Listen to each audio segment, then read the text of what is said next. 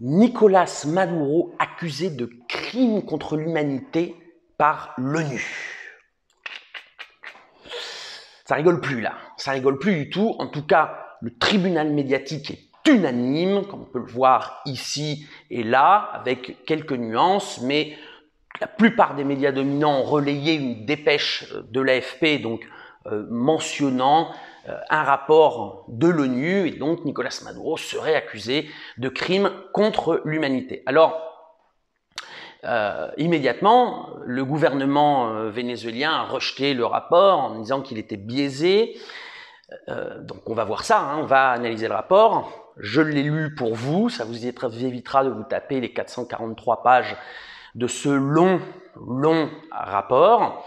Et donc on va voir ce qu'il y a un peu dedans. Ce qu'il faut noter, c'est que les médias ont une indignation sélective, en tout cas par rapport au rapport de l'ONU, puisque lorsque un expert qui travaille pour l'ONU, donc qui émet des rapports onusiens, Alfred de Zayas, je crois que c'est intéressant de rappeler que Alfred de Zayas n'est pas n'importe qui. Alfred de Zayas a été secrétaire du Conseil des droits de l'homme de l'ONU, il a été chef du bureau des requêtes du Haut Commissariat de l'ONU aux droits de l'homme. Et donc Alfred de Zayas a fait un rapport sur le blocus criminel qui s'abat sur le Venezuela.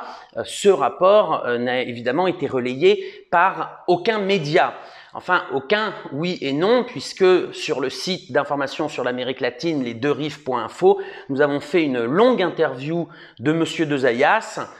Je vous conseille d'aller la regarder, elle est très instructive. Enfin, toujours est-il que dans le cas de Zayas, aucun média n'en a parlé. Là, évidemment, tous les médias dominants relayent donc cette accusation de l'ONU. Alors, déjà, avant de commencer à voir ce qu'il y a dans le rapport, il faut voir d'où vient ce rapport. Ça, c'est très important.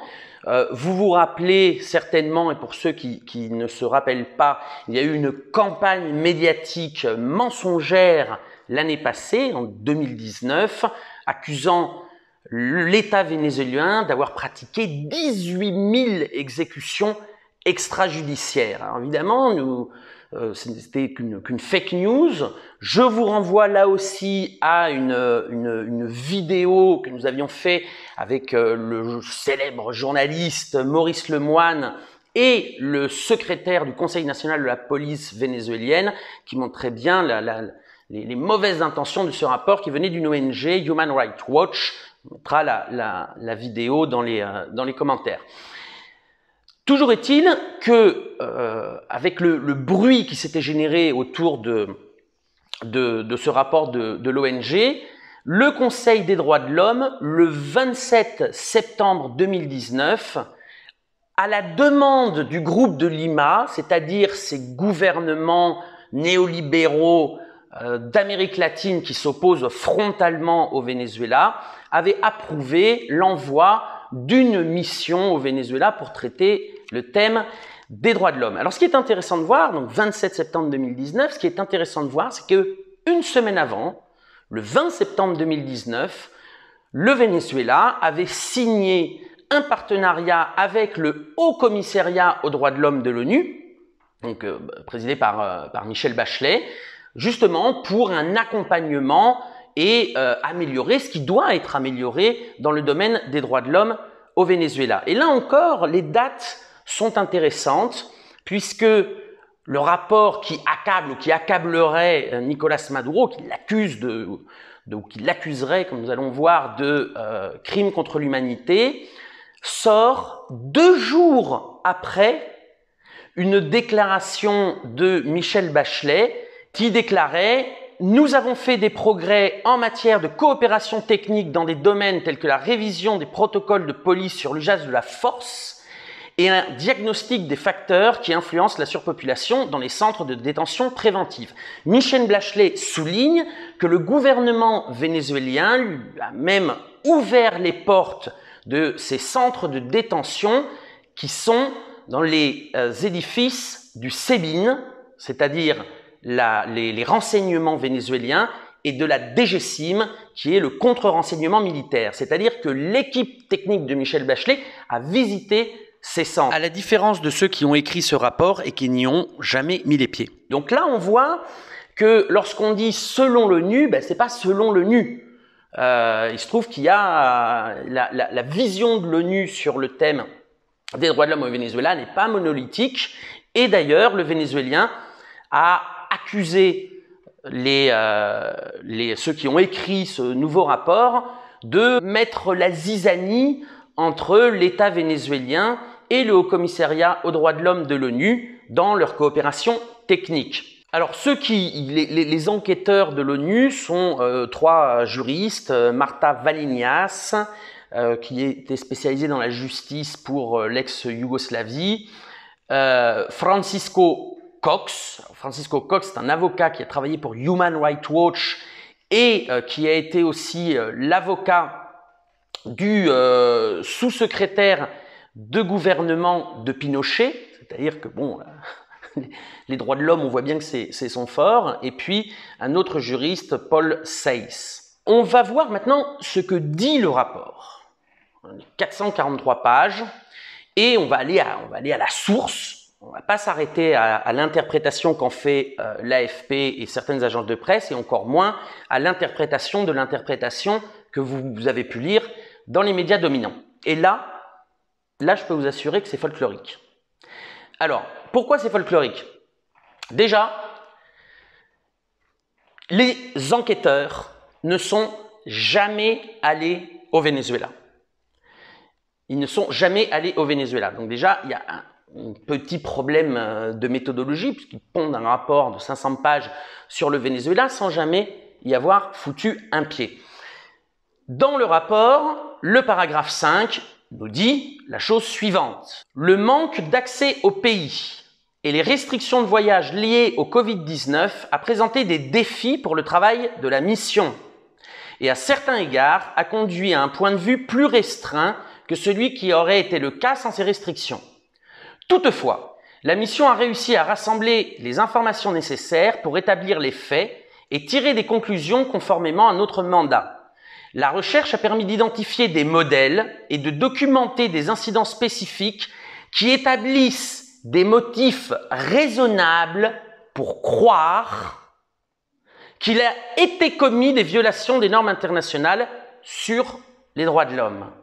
Des motifs raisonnables pour croire. Moi, je vais vous dire un truc, j'aimerais pas être jugé par ces types-là, hein, parce que si sur des motifs ou des indices, ils te condamnent à perpète, on est évidemment très loin de une enquête et en tout cas d'un jugement définitif. Et d'ailleurs, dans le paragraphe 9, on peut, donc ils explicitent encore plus leur méthode, ou leur non-méthode, je dirais. Le paragraphe 9 dit, ouvrez les guillemets, « Comme les autres missions d'enquête établies par le Conseil des droits de l'homme, la mission a utilisé la norme de preuve, c'est-à-dire des motifs raisonnables pour croire. Cette norme est respectée lorsque des informations factuelles ont été recueillies qui satisfont pour un observateur prudent et objectif que l'incident s'est produit tel que décrit avec un degré raisonnable de certitude. »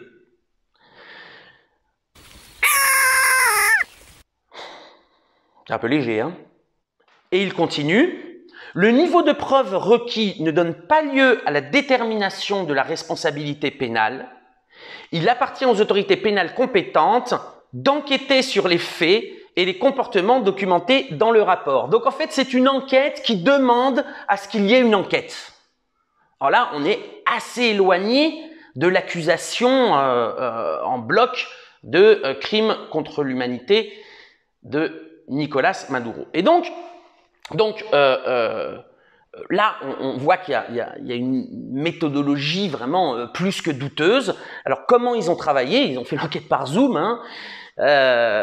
Comment ils ont travaillé? Donc, c'est une compilation d'articles de presse. Alors, de presse, pas n'importe quelle presse. Hein. La presse commerciale qui est opposée depuis 20 ans à la révolution bolivarienne. De rapports d'ONG financés par le gouvernement des États-Unis à travers le département d'État, la USAID, ou à travers des paravents de la CIA comme la Fondation Ford, comme la NED, voire financée par les organisations de George Soros et de la Open Society Institute.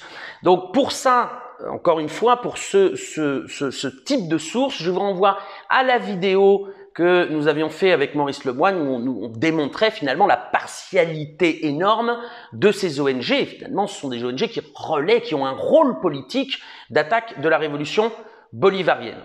Et puis, donc des articles de presse, ces ONG, et puis de personnages complètement adverses à Nicolás Maduro. Et alors là, c'est, je dirais, assez cocasse parce que le rapport le reconnaît même. Il y a un personnage central tout au long de ce rapport qui est Christopher Figuera. Christopher Figuera a été le sous-directeur de la DGCIM, c'est-à-dire la Direction générale du contre-renseignement militaire vénézuélien, et ensuite a été le directeur du SEBIN, c'est-à-dire les renseignements vénézuéliens. C'est un personnage qui a été haut placé dans le monde du renseignement vénézuélien.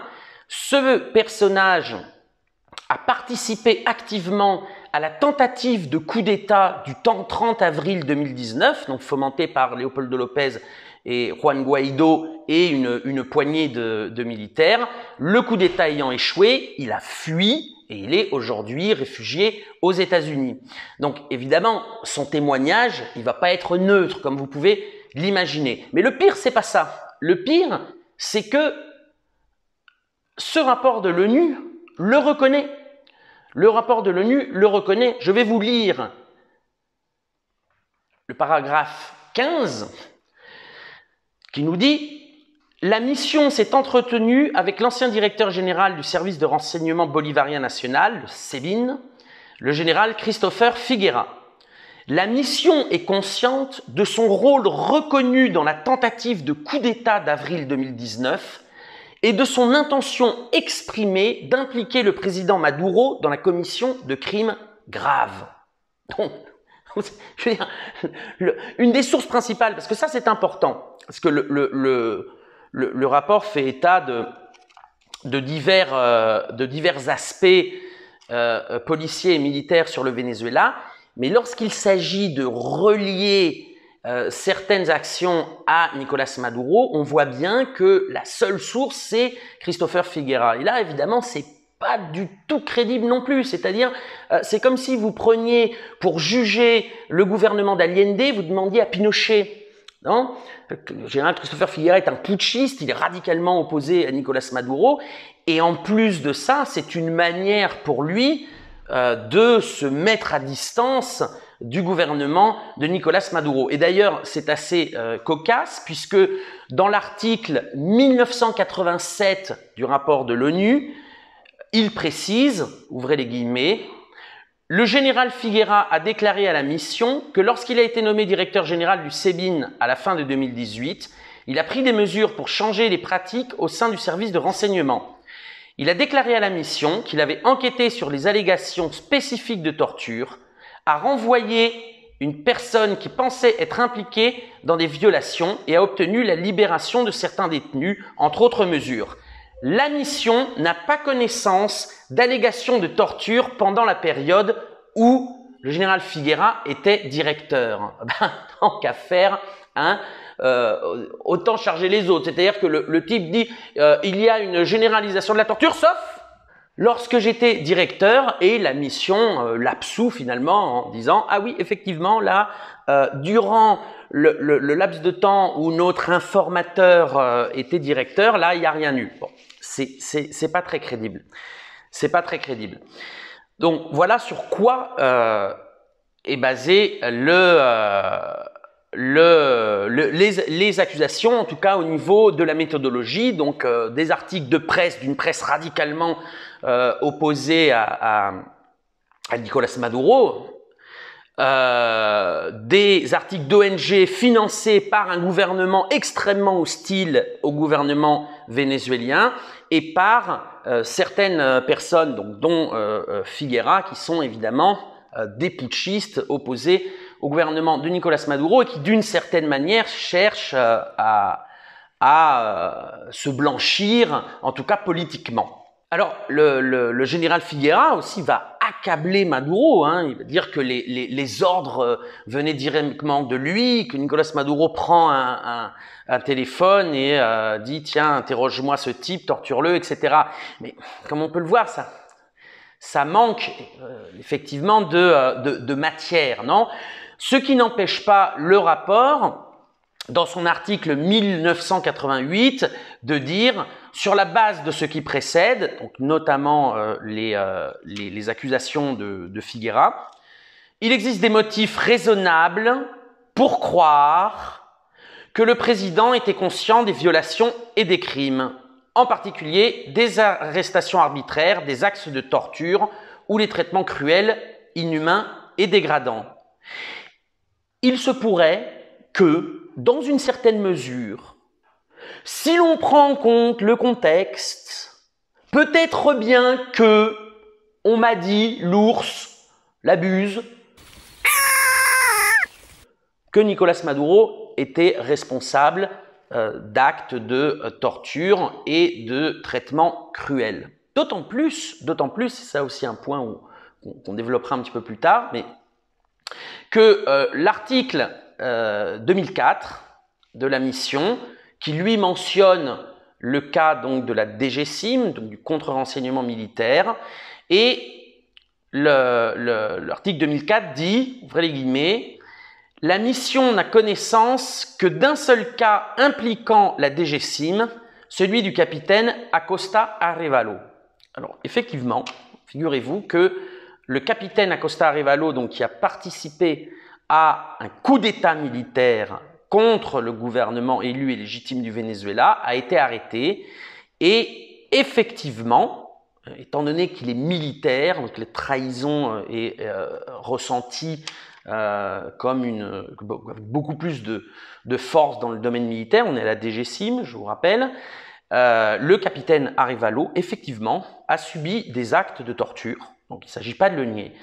Donc, c'est donc, selon la mission de l'ONU, le seul cas impliquant la DGSIM. Oui, mais il y a un léger détail. Il y a un léger détail.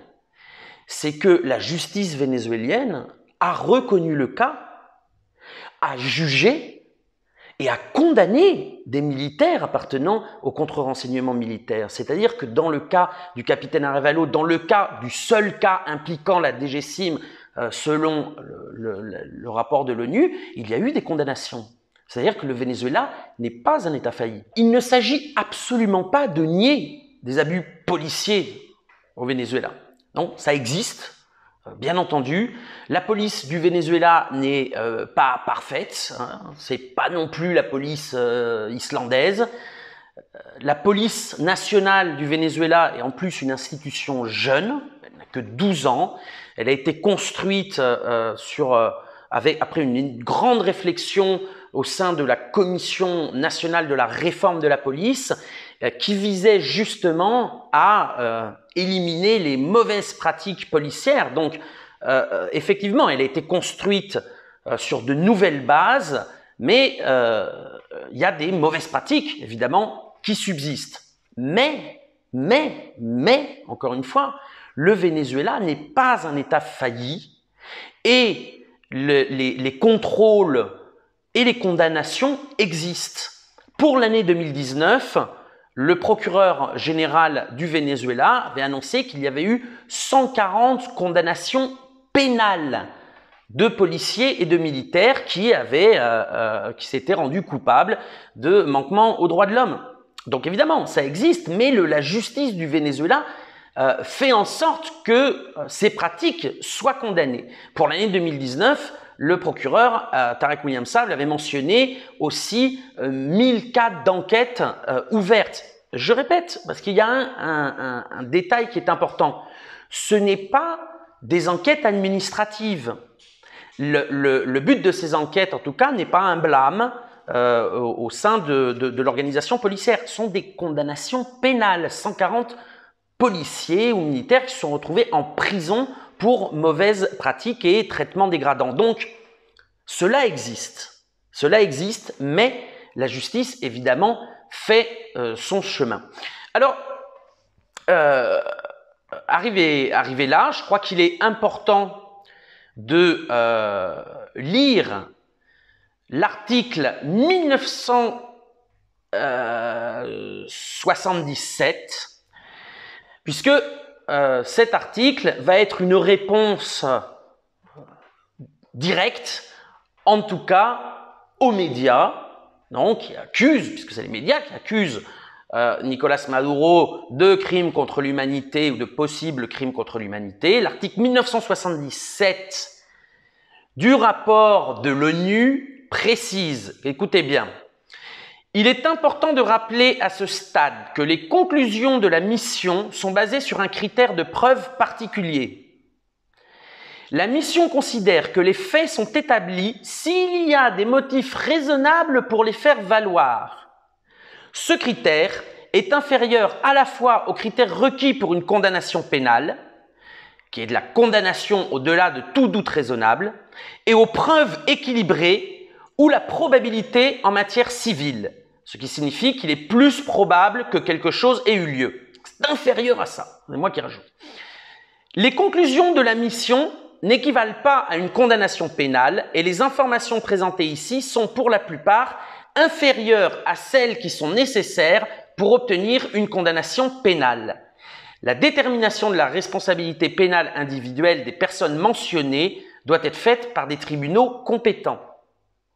Voilà. Donc, dans cet article 1977, le rapport de l'ONU reconnaît qu'ils n'ont pas enquêté, qu'ils ont des indices, des motifs raisonnables pour penser que, dans une certaine mesure, on pourrait dire, mais en tout cas pas de preuves tangibles.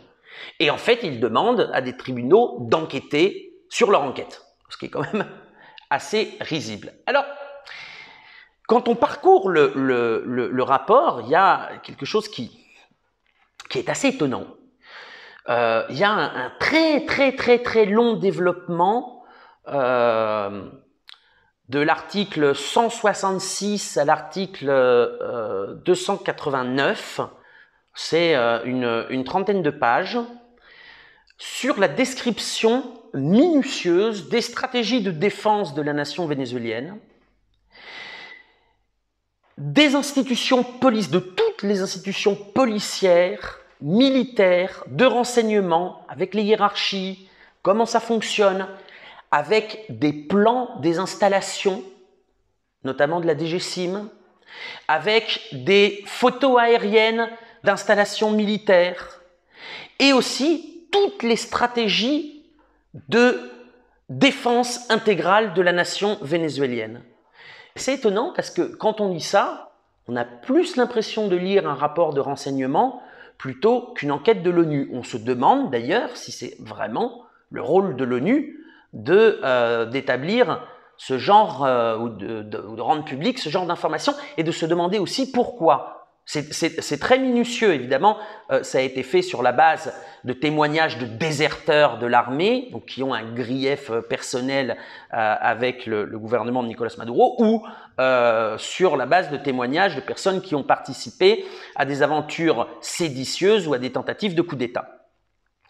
Et puis, il y a plusieurs chapitres. Il y a donc un chapitre sur l'étude de cas individuels, donc pour prouver que Nicolás Maduro, son ministre de l'Intérieur, son ministre de la Défense sont rendus coupables de crimes contre l'humanité. Il y a tout un chapitre sur la critique de la lutte contre la pègre au Venezuela, et puis un chapitre sur les exécutions extrajudiciaires. Alors, dans le cas des études individuelles, ce qui frappe, on a une cinquantaine, ce qui frappe, c'est que 90% des personnes citées, donc civiles ou militaires, ont tous participé à des actions de soulèvement, des épisodes insurrectionnels visant à promouvoir la guerre civile ou à renverser le gouvernement légitimement élu, à des opérations militaires, des tentatives de coup d'État ou des opérations terroristes. Donc, pour rappeler, les épisodes insurrectionnels des Guarimba en 2014 et en 2017, c'est 250 morts au Venezuela, dont la plupart sont imputables justement aux insurgés. Rien que pour l'année 2019, il y a eu 6 opérations militaires contre le gouvernement vénézuélien. En 2020, on en est à 3. Il y a eu la première partie donc, pour 2020 de l'opération Gédéon avec l'arrestation du chef des insurgés Cliver Alcala en Colombie. Ensuite, il y a eu le débarquement de mercenaires en mai 2020 et puis récemment, il y a quelques jours, il y a eu une cellule terroriste qui a été démantelée avec un RPG, avec des mitraillettes et qui prétendait réaliser des actes de sabotage contre des centrales électriques, contre des installations militaires et contre l'industrie pétrolière. Donc, c'est sur la base de ces études avec des témoignages de ces personnes que le rapport va tenter d'établir un lien direct avec le chef de l'exécutif et des crimes contre l'humanité. Je rajoute ça parce que dans n'importe quel pays au monde, ces personnes auraient été arrêtées. Et il y a fort à parier que vu la gravité des actes insurrectionnels et séditieux, la plupart de ces personnes auraient été mis au moins un temps en prison de haute sécurité. Il faut quand même souligner qu'il ne s'agit pas d'abus de pouvoir et il y a énormément de témoignages de ces personnes, puisqu'en plus certains sont sortis de prison, qui servent de base à ce rapport. Alors, la deuxième grande partie, c'est sur la critique de la lutte contre la pègre et évidemment du rôle des forces d'action spéciale de la police nationale. Je me permets, pour ne pas prendre trop de temps sur ce thème-là, de vous renvoyer une nouvelle fois à la deuxième partie de la vidéo que nous avions publiée l'année dernière et qui explique en profondeur comment le Venezuela doit faire face à une guerre hybride qui notamment utilise la pègre et la mafia locale pour des contrôles de territoire et de contrôles d'axes stratégiques. Et ces gens-là ne jouent pas au dé.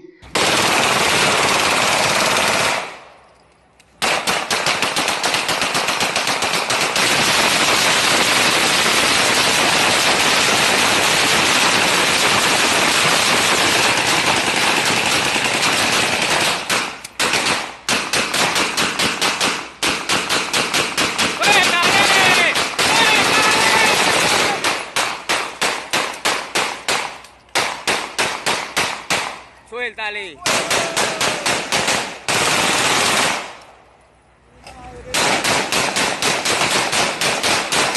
Ces gens-là sont lourdement armés et on n'en voit pas un policier municipal ou un îlotier combattre ce type de pègre. Ce sont des grands groupes criminels qui ont des réseaux dans tout le pays, voire même des réseaux internationaux. Et le Venezuela a décidé de ne laisser aucun territoire de la République bolivarienne du Venezuela en perdition ou à l'abandon. Et donc, il faut bien s'affronter avec ces groupes. C'est le rôle des FAES, des forces d'action spéciale de la police. Voilà.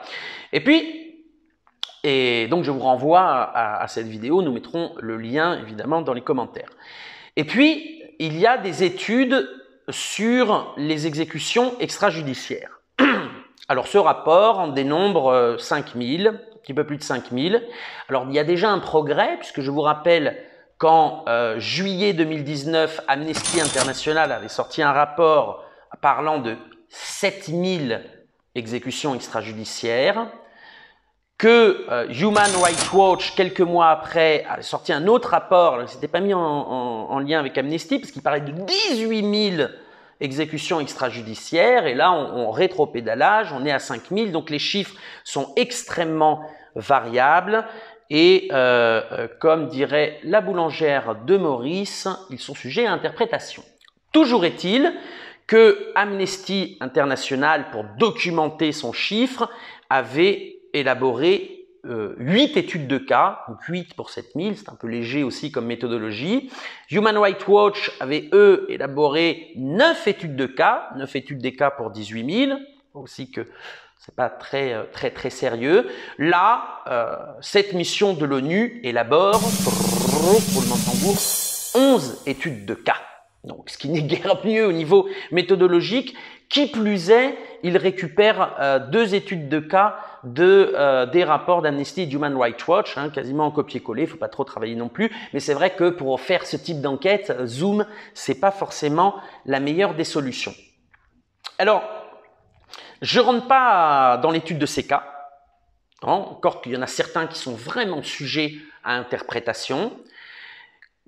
Comme on va dire que pour parler le langage onusien, il y a des motifs raisonnables pour pouvoir prétendre penser que c'est possible.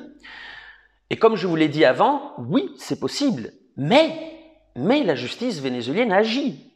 La justice vénézuélienne agit. Il y a le cas de 2 jeunes qui effectivement ont été assassinés par des policiers il y a quelques semaines, et immédiatement les policiers ont été condamnés au pénal, c'est pas un blâme, mais pas seulement les policiers qui ont tiré. Il y a eu toute la chaîne de commandement qui a été donc le responsable direct, le commissaire local, qui ont été condamnés aussi. Donc la justice vénézuélienne agit. Dans la vidéo que je vous ai mis en lien, il y a toute une explication de toute une série de cas comme ça où la justice vénézuélienne a fait son travail. Alors, pourquoi ce rapport? Pourquoi ce rapport? Eh bien, à la fin du rapport, il y a toute une série de recommandations et la recommandation numéro 65 stipule, les guillemets, que le bureau du procureur de la Cour pénale internationale tienne compte de la nécessité de rendre justice aux victimes des crimes sur lesquels la mission enquête et de ceux qu'elle examine. Voilà. Donc là, on a le but final de ce rapport. En réalité, il y en a plusieurs. 1. De mettre une pression de plus, parce qu'il y en a quand même pas mal, sur le président Nicolás Maduro et sur les ministres qui commandent la force publique vénézuélienne, c'est-à-dire sur le ministre de la Défense et sur le ministre de l'Intérieur. Évidemment, cette pression est exercée dans le but que ceux-ci se retournent contre le gouvernement légitimement élu. Et puis, il y a aussi une pression qui va s'exercer à partir de la publication de ce rapport et de la pression médiatique qui va s'en suivre, évidemment, sur la frange démocratique de l'opposition qui a décidé de régler les différends politiques par les urnes et par le chemin institutionnel, c'est-à-dire de s'éloigner de la stratégie des États-Unis et de leurs alliés Leopoldo López et Juan Guaidó, du putsch permanent et de renverser le gouvernement par les armes. Et évidemment, là, il y avait toute une série de négociations avec notamment de nouvelles garanties électorales pour que le consensus démocratique soit le plus large possible. Je rappelle que M. Capriles Radonski et d'autres, y compris d'autres bras droits de M. Guaidó, avaient appelé à aller aux urnes, donc le 6 décembre aux élections législatives. Évidemment, là, ça va mettre une pression pour éviter le chemin constitutionnel et la reprise de l'institutionnalité de l'État. Et puis, il y a aussi la volonté claire, par notamment le chronogramme de publication, de semer la zizanie entre le gouvernement vénézuélien et le bureau du haut commissaire aux droits de l'homme de l'ONU. Alors ça, c'est important puisque, comme nous l'avons vu en introduction, le Bureau des droits de l'homme de l'ONU a fait une coopération technique avec le Venezuela. Donc on verra d'ailleurs quelle va être la réaction de Michelle Bachelet à la publication de ce rapport, mais la situation va être évidemment très inconfortable. Je voudrais souligner que ce type de rapport partial, politisé, mal intentionné et biaisé ne fait pas un grand tort à Nicolás Maduro.